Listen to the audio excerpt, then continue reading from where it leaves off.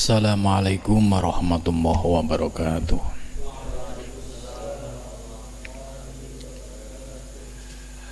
Ila hadratin Nabil Mustafa Rasulillah sallallahu alaihi wasallam wa ikhwanihi minal anbiya wal mursalin wal awliya wa syuhada wa syalikin wal malaikatil muqarrabin, khususan sunnah handal kitab Imam Ghazali wa khususan masyayihim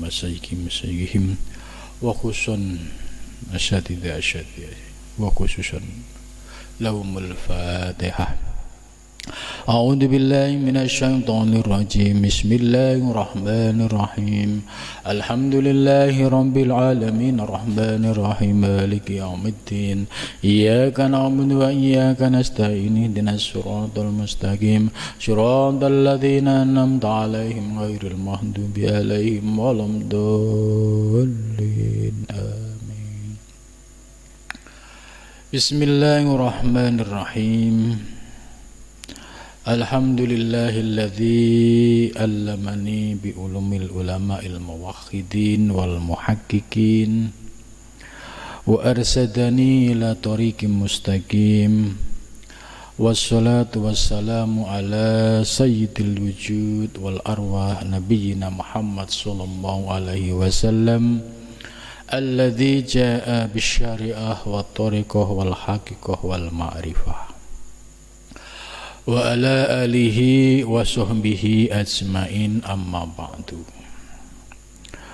Subhanaka la ilma lana illa ma 'allamtana innaka antal alimul hakim. Rabbis shrahli sadri wa yassirli amri wahlul 'uqdatam min lisani yafqahu qawli, amin ya rabbal alamin. Malam ini kita akan melanjutkan kajian kitab tasawuf Imam Ghazali, yaitu kitab Bidayatul Hidayah, kemudian dilanjutkan dengan kajian kitab Ihya Ulumuddin. Kitab Bidayatul Hidayah ini merupakan kitab tasawuf yang sangat cocok ya bagi para mubtadiin, para pemula. Nah, sebab di dalam kitab ini para salik diberikan wawasan ya, soal peta keilmuan, kemudian dijelaskan mulai dari praktek yang paling mendasar, yaitu memperbaiki ibadah kita, seperti mulai dari wudhu, sholat, dan lain sebagainya. Namun demikian yang perlu dipahami, perbedaan apa ngaji kitab Bidayah dengan kitab lain?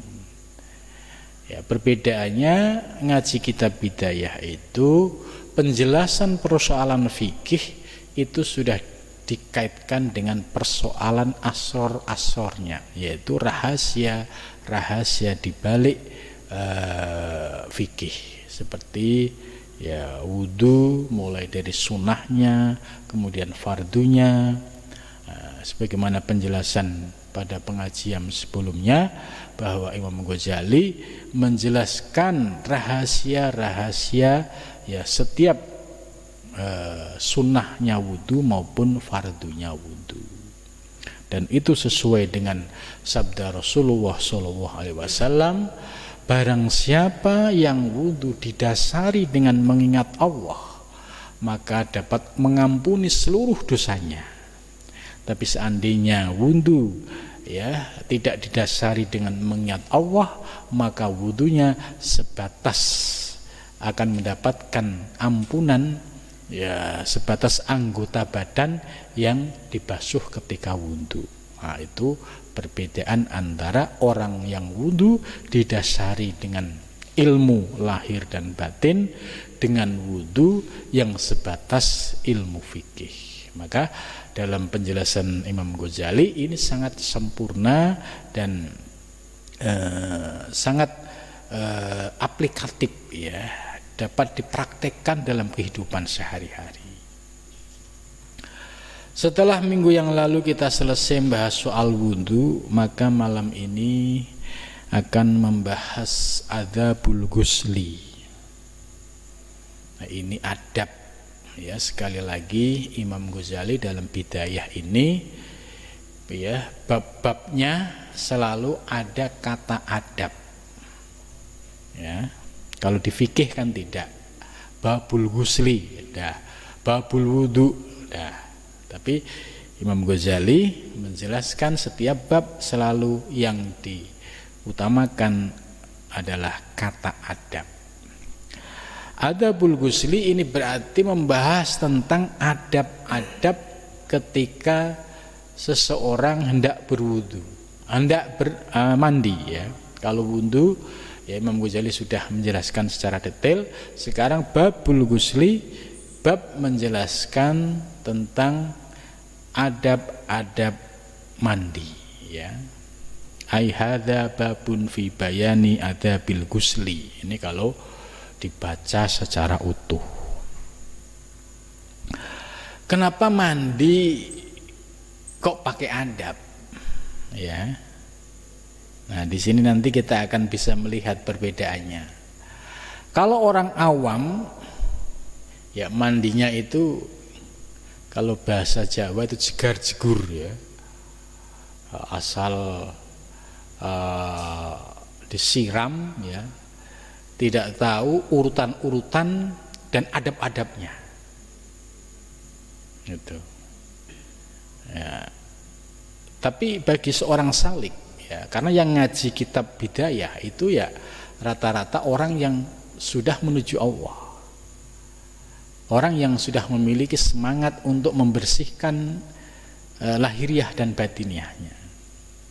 Maka adabul ghusli ya membahas tentang adab mandi, etika mandi. Ini sangat penting supaya kita paham makna dari mandi ini ya, tidak sebatas mandi lahiriah, tidak sebatas menyucikan kotoran-kotoran lahiriah, tapi ada maksud bahwa di balik mandi ini juga membersihkan kotoran-kotoran batiniah ya. Fa idza asobatka janabatun atau jinabatun ya, apabila telah menimpamu apa jinabatun jinabah. Ini maksudnya kalau seseorang ya sedang kondisi junub atau jinabat. Min ihtilamin disebabkan dari mimpi. Ya, ini yang dibahas Imam Ghazali adalah kitab yang nyata, persoalan yang nyata dihadapi oleh anak-anak muda dan juga orang dewasa ya pada umumnya. Maka perlu memahami ini supaya jinabatnya benar. Sebab tidak mungkin sholat seseorang itu akan sah kalau jinabatnya ini tidak benar. Karena orang sholat itu harus suci dari hadas kecil dan hadas besar. Nah, mandi jinabat ini salah satu daripada mandi besar atau yang disebut dengan menghilangkan hadas besar. Jadi min ihtilamin ya. Au wikoin. Wiko ini bagi yang sudah suami istri ya. Jadi ada penyebab jinabat, yang pertama adalah ihtilam, mimpi, yang kedua adalah wiko. Wiko itu ya hubungan suami istri. Fahud, nah, kalau sudah benar-benar dia merasakan posisinya sebagai orang yang sedang junub ya, mandinya disebut mandi jinabat ya, fahud maka ambillah al-ina'a wadah. Wadah di sini bisa seperti kayak ember ember yang gede gitu, atau berupa bak mandi gitu. Ilal muhtasili, kepada orang yang akan mandi. Waksil ini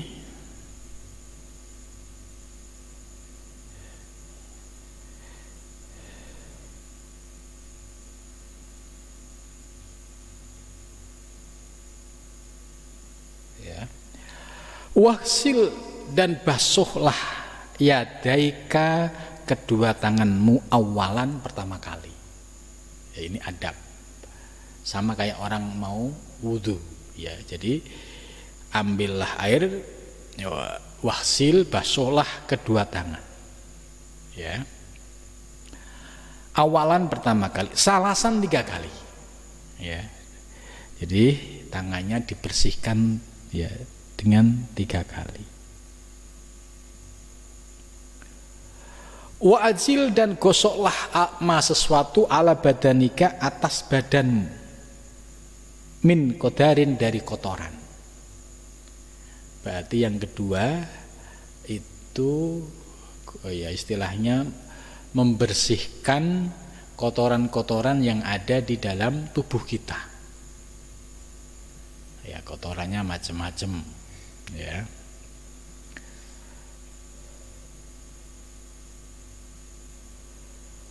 Watawaddo ya, dan wudulah. Nah, ini adabnya kita sudah mulai ngerti ya. Masuk kamar mandi, cuci tangan ya.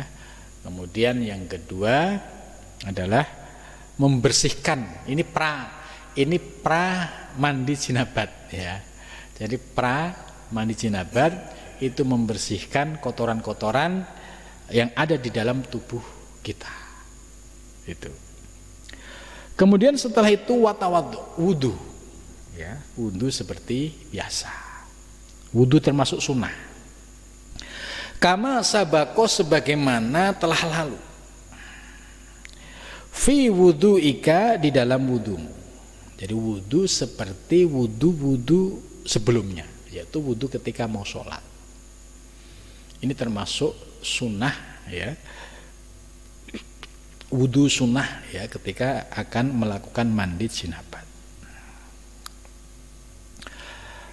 Fi wudu'ika, dalam wudumu, lis sholati, untuk sholat, ma'ajami idda'awati, beserta semua doa-doa yang kemarin sudah diajarkan oleh Imam Ghazali. Ya, Imam Ghazali kan kemarin sudah mengajarkan mulai dari bersihin tangan, berkumur, kemudian istinsak, menghirup air, kemudian membasuh muka, ya, terus disertai dengan niat, membasuh kedua tangan kanan, kiri, kemudian sebagian kepala, telinga sampai kaki, sampai doa terakhir ya. Dalam pengajian sebelumnya sudah dibahas secara tuntas. Nah, ini Imam Ghazali mengingatkan jangan lupa doa-doa tadi. Ya. Jadi ini Imam Ghazali mengajarkan kita supaya wudu kita itu ada ruhnya. Enggak sebatas wudu kayak orang cepet-cepet mau ke pasar, enggak ngerti tujuan-tujuan atau asror-asror ketika melakukan gerakan-gerakan wudu. Karena Imam Ghazali menjelaskan bahwa setiap gerakan-gerakan wudu itu ada asror, ada doa-doanya. Itu.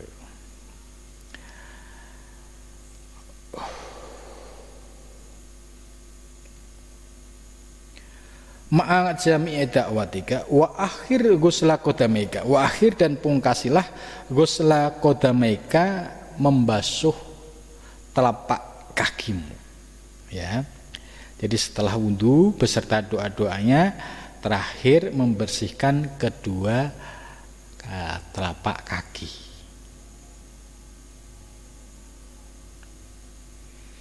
Kaila yudhi'a, supaya tidak menyanyiakan al-ma'a air. Fa idza farahta, maka apabila telah rampung, telah selesai kamu, minal wudu'i, dari wudu, ya ini wudu yang sunnah. Setelah selesai, fasubba, maka siramlah al-ma'a air ala roksika, atas kepalamu. Nah ini sudah mulai masuk ke bagian-bagian ya yang pokok di dalam mandi jinabat.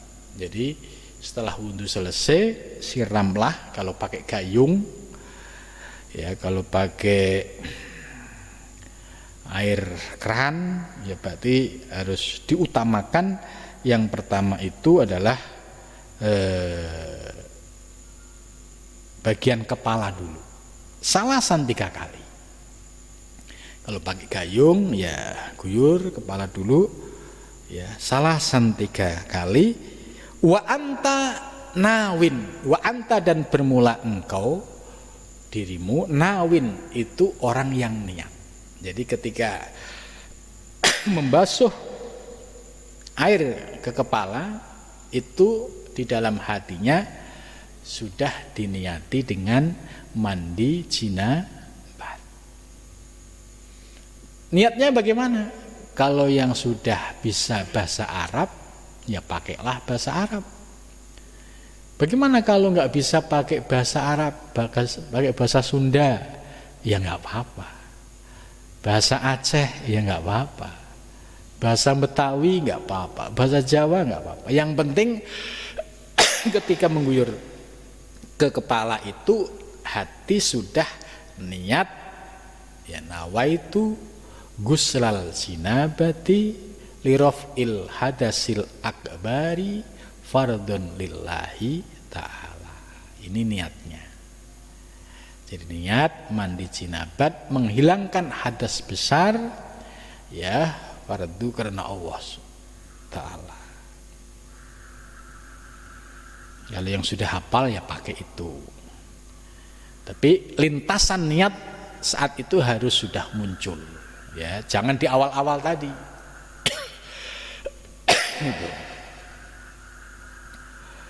Raf al-hadasi, menghilangkan hadis, minal janabati, dari jinabat. Nah, niat yang dibuat oleh para ulama yang diajarkan kepada kita ya melalui guru-guru kita, seperti niat wudu, nawaitul wudu'a li rafil hadasil asgori fardhon, ini niat yang sudah memenuhi unsur-unsur pokok di dalam niat. Jadi unsur-unsur pokoknya sudah masuk.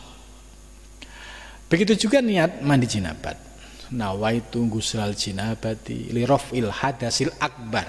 Ya, bedanya kalau wudu itu hadasil asgor, jinabat hadasil akbar.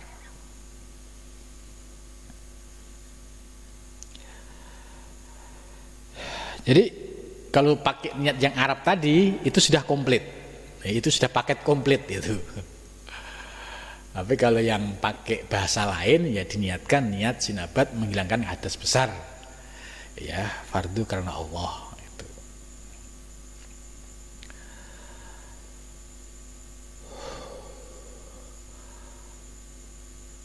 Summa ala sikika, kemudian mengguyur air ala sikika, atas bagianmu, al-aiman, yang bagian kanan.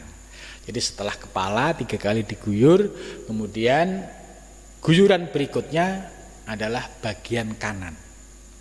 Kanan itu yang sunnah, berarti pakai tangan kiri, kemudian diguyurkan ke bagian anggota badan yang kanan 3 kali, ya salasan 3 kali.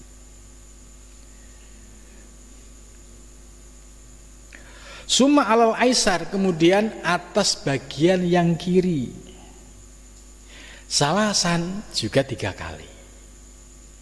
Ya, kanan 3 kali, kiri 3 kali.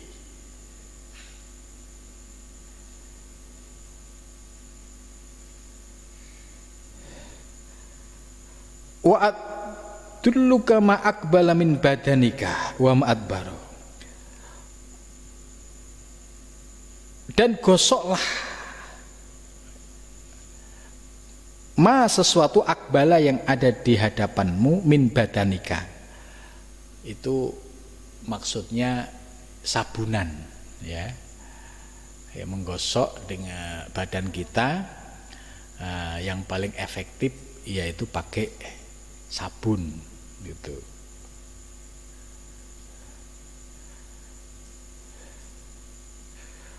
Wa ma adbaro, dan bagian adbaro bagian belakang. Jadi pertama bagian depan dulu disabunin, digosok semua, ya dari ujung kuku sampai ya bagian muka.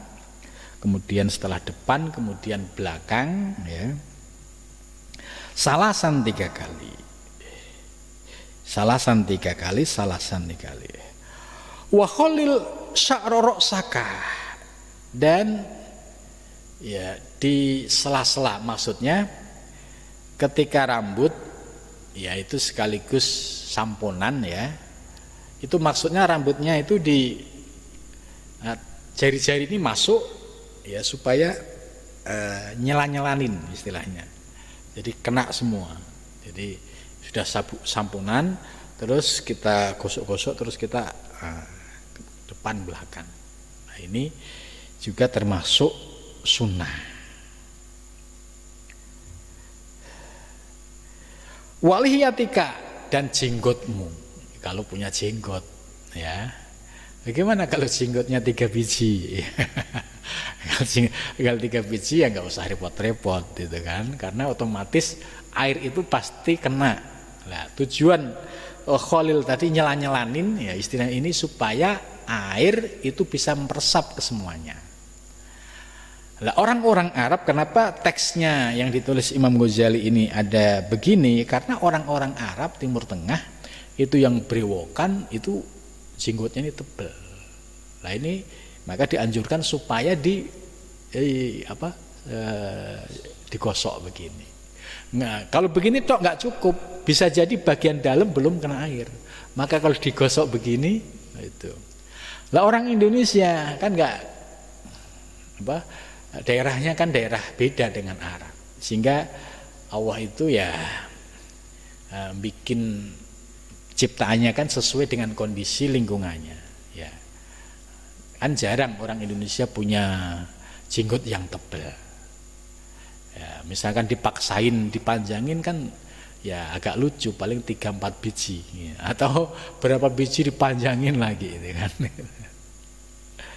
Ya nggak apa-apa, kalau dia semangatnya pengen mendapatkan sunnah ya bagus gitu. Yang nggak boleh itu ya dia manjangin jenggot 3 biji mengejar sunnah, kemudian muncul merasa ujub takabur, merasa paling sunnah, kemudian merendahkan yang lain. Jadi ini satu sisi ngejar sunnah, tapi sisi lain dia menodai batiniahnya. Yang namanya ujub takabur ini kan ente ahli bid'ah gitu kan. Akhirnya kemudian merendahkan yang lain disebut ahli bid'ah. Dia yang punya jenggot 3 biji, oh ini tidak anggap paling sunnah. Oke, kalau pakai jenggot 3 biji dipanjangin nggak apa-apa, yang penting hatinya dijaga, tidak merasa paling benar. Jaga penyakit ujub, jangan merasa paling sunnah. Sunnah Rasul itu yang aspek batin jauh lebih penting. Jadi jangan mengejar aspek sunnah dohir, tapi sunnah batin itu tidak diikuti. Karena kalau hanya ngejar sunnah dohir, kemudian dia ingin nampak secara lahiriah, wah dia adalah pencinta sunnah, tapi nggak sadar di dalam hatinya muncul bibit-bibit takabur, bibit-bibit sum'ah, bibit-bibit riya, ya sum'ah pengen dilihat orang, riya pengen apa yang dilakukan diketahui orang itu. Muncul lagi ujub, merasa wah dirinya baru dianggap sebagai orang pecinta sunnah, ya padahal satu sisi mau mengejar sunnah, sisi lain muncul bibit-bibit penyakit batinnya yang bisa meruntuhkan amalnya. Nah, ini kalau nggak ngaji ilmu tasawuf pasti jomplang. Tapi kalau sudah ngerti, oke, ngejar sunnah yang tadi seperti lihyah, jenggot, nggak apa-apa. Jangan lantas muncul ujub, takabur, riya, sum'ah tadi. Ini bahaya. Sebab bahayanya apa? Apa yang sudah kita lakukan baik-baik kemudian runtuh amal kita karena apa? Karena penyakit ujub dan takabur. Ya, dan ujub takabur ini adalah salah satu penyakit yang sangat membahayakan yang dialami oleh ahli ibadah. Itu maka penting sekali ngaji ilmu tasawuf supaya dapat menundukkan ego di dalam dirinya ini. Tidak merasa bersih, tidak merasa paling suci, tapi menjalankan sunnah Nabi ya semata-mata ingin mendapatkan ridho Allah Subhanahu wa ta'ala. Ini yang istimewa. Kemudian selanjutnya, wa ausil alma ila ma'atifil badan, dan sampaikan atau guyurlah semua air ke seluruh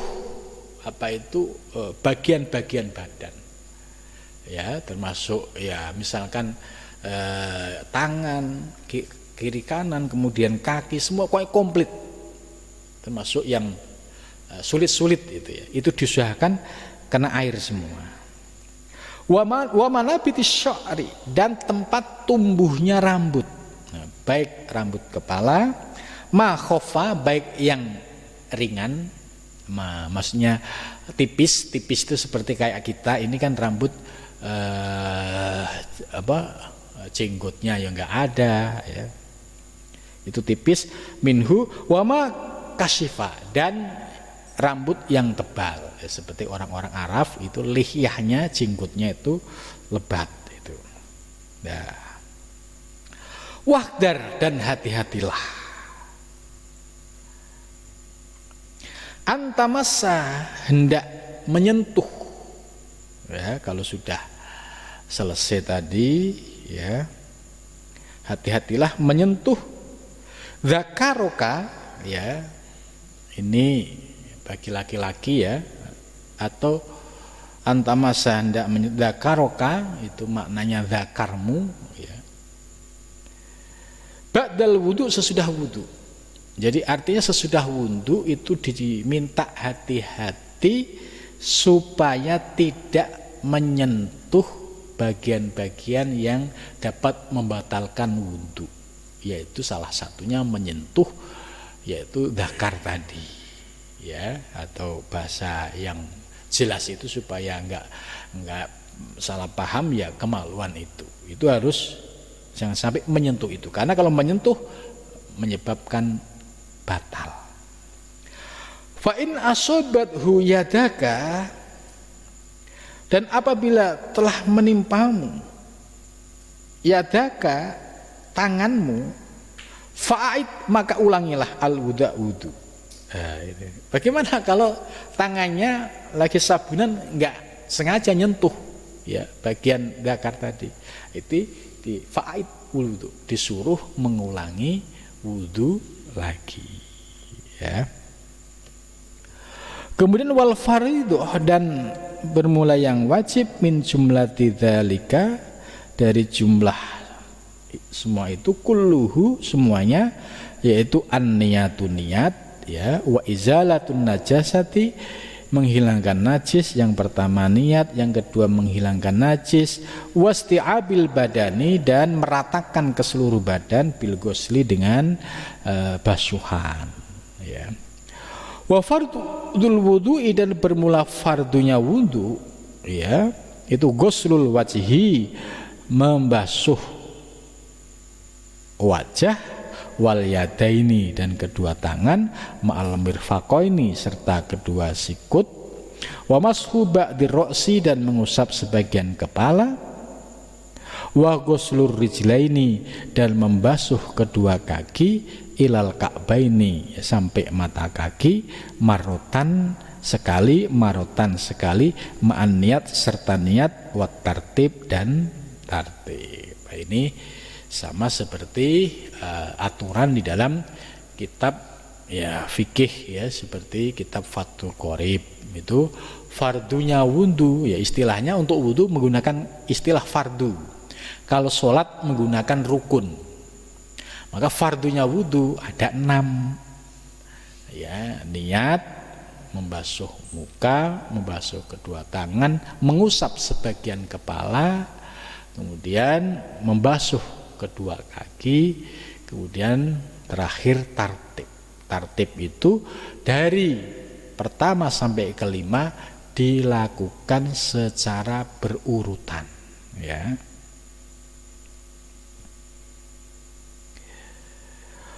Wa ma addaha sunanun muakkadah fadluha kasirun wa sawabuha jazilun ya. Jadi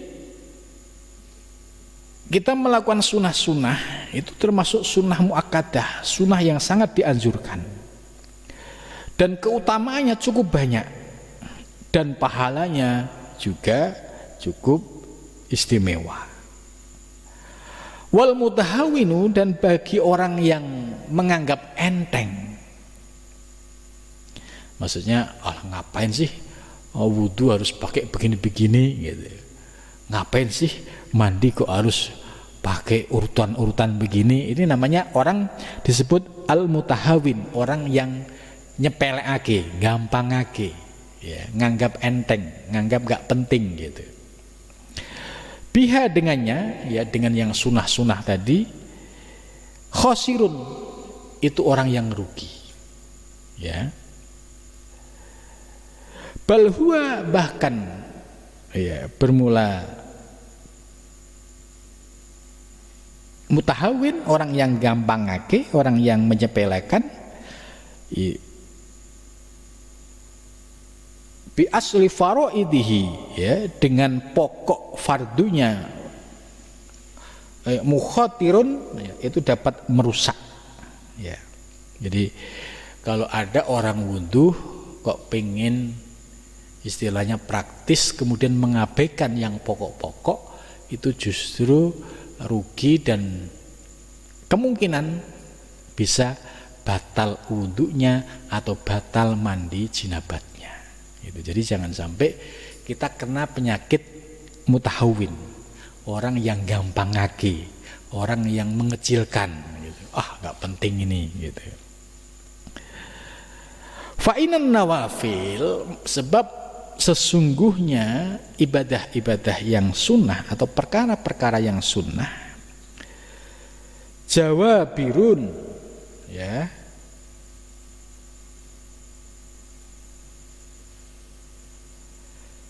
itu sebagai pelengkap lil faraidi, bagi perkara-perkara yang fardu. Jadi perkara-perkara sunnah yang kita lakukan itu bisa menembel, menyempurnakan kekurangan-kekurangan kalau barangkali kita ya melakukan yang fardu ini ada yang kurang. Contoh misalkan mengusap kedua tangan, hanya sebatas bagian atas, bagian bawah tidak. Itu. Tapi kalau dia sudah ngerti ilmunya, ya pasti dia akan lebih hati-hati dan lebih komplit. Nah, maka bagi orang yang mengamalkan sunnah-sunnah tadi, itu andai terjadi kok kelupaan, itu kekurangan ketika mengusap bagian yang fardu itu dapat ditembel ya, atau diganti, disempurnakan dengan perkara-perkara yang sunnah yang dilakukan. Nah, inilah pentingnya kita dalam ibadah itu harus menyempurnakan baik yang fardu dan yang sunnah.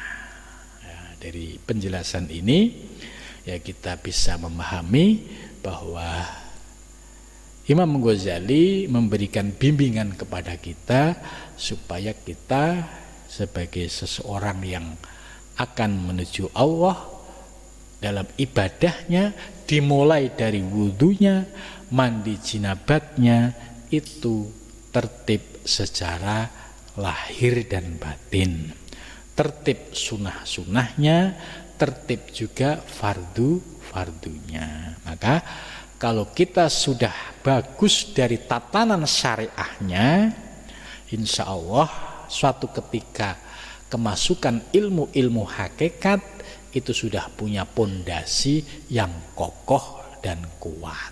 Nah, berbeda dengan orang yang tidak memiliki dasar ilmu yang kokoh, yang kuat, kemudian tiba-tiba ujuk-ujuk langsung memahami ilmu hakikat, ya akhirnya yang sering terjadi itu menggampangkan persoalan-persoalan syariat, persoalan-persoalan fikih. Padahal para ulama ya sejak zaman Nabi mulai dari zaman Nabi sampai para ulama-ulama sufi ya sampai sekarang itu, mereka dalam memberikan bimbingan kepada murid-muridnya tidak bisa lepas dari aspek zahir dan aspek batin. Ya, mudah-mudahan dengan kita mengkaji kitab Bidayatul Hidayah ini dapat kita amalkan dalam kehidupan sehari-hari, sehingga ibadah kita punya dasar ilmunya.